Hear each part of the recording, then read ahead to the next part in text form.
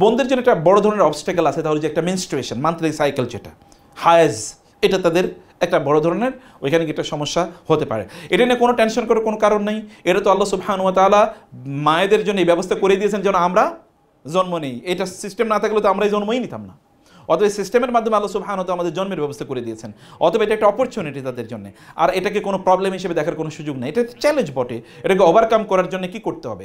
নারীরা তারা প্রয়োজনে তারা এক্সট্রা পিল গ্রহণ করে নিতে পারেন যেন ওই সময় তাদের মেনস্ট্রুয়েশন না হয়। They can do it, no problem. শরিয়া পার্সপেক্টিভ থেকে এখানে কোনো প্রবলেম নাই।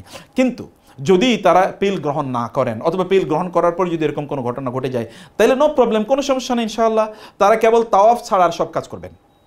আরাফাতে অবস্থান করবেন, মুজদালিফে অবস্থান করবেন, মিনায় অবস্থান করবেন, কেবল কি করবেন না?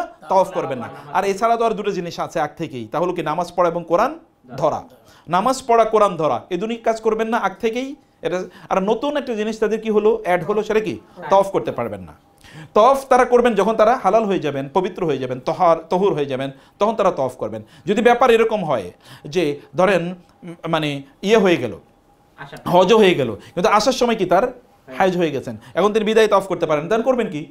তখন তিনি ওই হায়েজ অবস্থায় বিদায় তাওয়াফ করবেন। যেমন আগামীকাল তার কি ফ্লাইট, এখন তার স্বামীর ফ্লাইট আগামীকাল, দুইজন যদি কি না আসে তাহলে তাকে আবার 1 লাখ টাকা বা 2 লাখ টাকা দিয়ে তাকে আবার করতে হবে। অথবা তিনি আসতে পারবেন না, কারণ একটা গ্রুপের ইস্যু আছে, আসতে পারবেন না, এখানে জটিলতা পড়ে যাবেন, তখন তিনি ওই অবস্থায় তাওয়াফ করবেন, এরপর একটু সাদাকা করে দেবেন, নো প্রবলেম।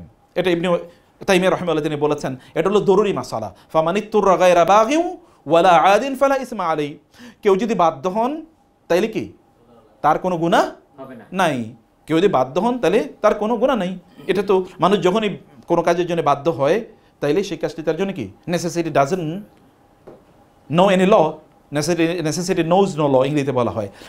আপনার আদ-দুরুরাতু তুবিহুল মাহদুরাত, আরবি প্রবাদ বাক্য, এটা ইসলামের মূলনীতি যে প্রয়োজন হলে কি সেটি তখন ব্যক্তির জন্য এটি জায়েজ হয়ে যায়। যেমন আপনার যদি পানি না থাকে, মাটিও নাই, তা আপনি কী করবেন? নামাজ আদায় করবেন না? এমনি নামাজ আদায় করবেন অপবিত্র অবস্থায়। আচ্ছা, যেমন জামা কাপড় কিছুই নেই, তিনি কী করবেন? সালাত পড়তে হবে না? কেমনে পড়বে? এই উলঙ্গ অবস্থায় কেমনে? বসে বসে পড়বে। এই উলঙ্গ অবস্থায়, অথবা উলঙ্গ অবস্থায় নামাজ পড়া জায়েজ না। উলঙ্গ অবস্থায় নামাজ পড়া জায়েজ নেই। মহিলাদের এখানে একটা বড় ইস্যু আছে। মহিলারা যখন নামাজ আদায় করে তখন তাদের নামাজের ড্রেস কি এমনি নর্মাল ড্রেসেই, অতএব নামাজের জন্য কোনো শিথিলতা নাই। যেমন অনেক মহিলারা তারা যখন নামাজ আদায় করতে যান তখন তাদের সামনে চুল বের হয়ে যায়। সামনের চুল যদি বের হয় তার নামাজ হবে? নামাজই হবে না। আপনারা বুঝতে পারছেন ঘটনা? তারা ভাইয়েরা ভালো করে শুনুন, বাসায় গিয়ে ভাবিদেরকে বলবেন, বোনরা ভালো করে শুনুন। আপনি যখন নামাজে দাঁড়াচ্ছেন আপনার সামনের চুল যদি বের হয়ে যায়, অথবা আপনার যদি গলা বের হয়ে যায়, অথবা আপনার পেছনের খোপা থেকে বের হয়ে গেছে চুল এদিক দিয়ে নিচে, আপনি এমন একটা পড়েছেন, মাথায় পড়েছেন, ওড়না পড়েছেন, পেছনের চুল বের হয়ে গেছে, কোনো পুরুষ দেখুক নাহলে না দেখুক, আপনার নামাজই হবে না। কারণ তাকে পরিপূর্ণ কি করে সতর করে তাকে নামাজ আদায় করতে হবে। মহিলাদের সতর কি পুরো শরীর নাকি কোনো জায়গায় ফাঁকা আছে? নো, পুরো শরীর। পুরুষদের সতর নাভি থেকে কি হাঁটু পর্যন্ত। এখন কোনো পুরুষ তিনি শুধু নাভি থেকে হাঁটু পর্যন্ত ঢেকে রেখেছেন, তাহলে তার নামাজ হয়ে যাবে। কিন্তু তার যদি নাভি থেকে হাঁটু পর্যন্ত কোনো একটা জায়গায় বের হয়ে যায় তাহলে নামাজ হবে? নামাজ হবে না। অজু ভাঙবে না। আমাদের দেশে বলে হাঁটুর উপর কাপড় উঠলে অজু ভাঙবে, অজু ভেঙে যাবে। হাঁটুর উপর কাপড় উঠলে অজু ভাঙে না, কিন্তু হাঁটুর উপর কাপড় উঠলে কি হয়ে যাবে? নামাজ ভেঙে যাবে, নামাজ হবে না, আবার তাকে নামাজ আদায় করতে হবে। ঠিক মহিলাদের জন্য একই ঘটনা। মহিলাদের তাদের কি পায়ের পাতা এটা কি ঢেকে থাকবে কিনা? হ্যাঁ, আমি বলেছি ঢেকে থাকবে, যদিও হাদিসে এই ব্যাপারে কথা আছে যে ঢেকে রাখতে হবে, এটাই সহি, সবচেয়ে বিশুদ্ধ হাদিস। যদিও ওলামায়ে কেরামের কিছু ইখতিলাফ আছে, কিন্তু আমি বলেছি না, আপনি ঢেকে রাখবেন। কারণ হালাল এবং হারাম, অথবা যদি ধরেন একটা হচ্ছে করতে হবে, আটটা হবে করতে হবে না, এরকম কোনো জায়গায় যে একত্রিত তাহলে যেটা করতে হবে বলা হয় ওইটা করতে হয়, ওইটা করতে, তাহলে আপনি বাঁচতে পারবেন, আদারওয়াইজ আপনি বাঁচতে পারবেন না। অথবা আপনি এমনভাবে, যেমন আমরা বলেছি মহিলাদের নামাজের জন্য আলাদা কি আছে, খিমার আছে, এই খিমারটা আপনি ব্যবহার করবেন, চুল ঢেকে রাখবেন এবং নামাজ আদায় করবেন।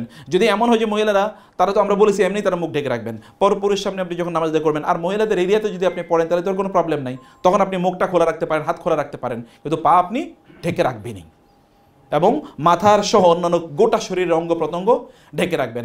মহিলারা যখন হেঁটে যান তখন তারা একটা চ্যালেঞ্জের মুখোমুখি হন যে পুরুষদের গায়ের সাথে তাদের লেগে যায়। পুরুষদের গায়ের সাথে লাগা এটা মহিলাদের জন্য জায়েজ আছে কোনো অবস্থায়? কোনো অবস্থায় এটা হারাম।